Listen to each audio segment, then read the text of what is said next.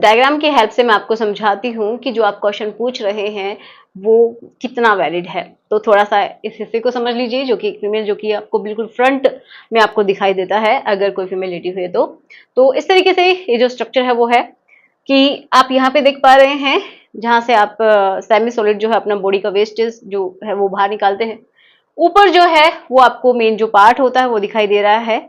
यहाँ से आपका यूरिन बॉडी से बाहर निकलता है, यहाँ से आप रिलेशन बना सकते हैं। ये जो ग्रीन कलर का मैंने बनाया है ये वाला, ये वो जगह है।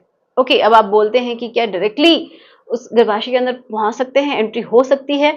तो मैं बताती हूँ कि कैसे नहीं हो सकती है। ओके, तो ये जो है ये ट्यूब, ये कुछ जो आपको बाहर से दिखाई दे रही है, ये कुछ इस तरीके की ट्यूब के जैसी स्ट्रक्चर वो अंदर होती है। ठीक है, उससे जब अंदर हम चलेंगे तो क्या होगा, चलिए डायग्राम की हेल्प से ही बताते हैं कि उसके अंदर क्या होगा। देखिए, ये एक ट्यूब जैसे स्ट्रक्चर है जो आपको बाहर से ये जस्ट हॉल दिखाई दे रहा है, अंदर एक ट्यूब लाइक स्ट्रक्चर है।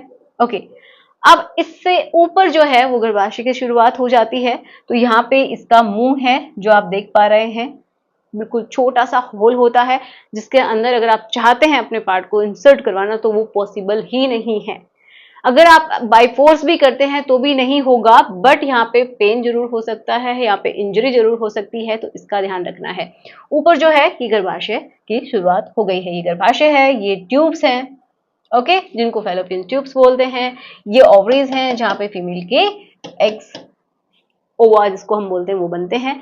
वो बनने के बाद ये जो फिंगर के जैसे स्ट्रक्चर दिखाई दे रही हैं वो यहाँ पे इनको खींच के ले आते हैं और कुछ समय यहाँ पे ठहरते हैं। जब मेल के जो स्पर्म है जब वो अंदर जाते हैं तो इनके साथ मिलके यहाँ पे फर्टिलाइजेशन होता है और यहाँ पे बच्चा ठहर जाता है। तो ये सिंपल सा एक प्रोसेस होता है कि किस तरीके से ये होगा। लेकिन अगर आप चाहते हैं कि डायरेक्टली आप यहीं पे छोड़ दें तो ऐसा पॉसिबल ही नहीं है। बहुत सारे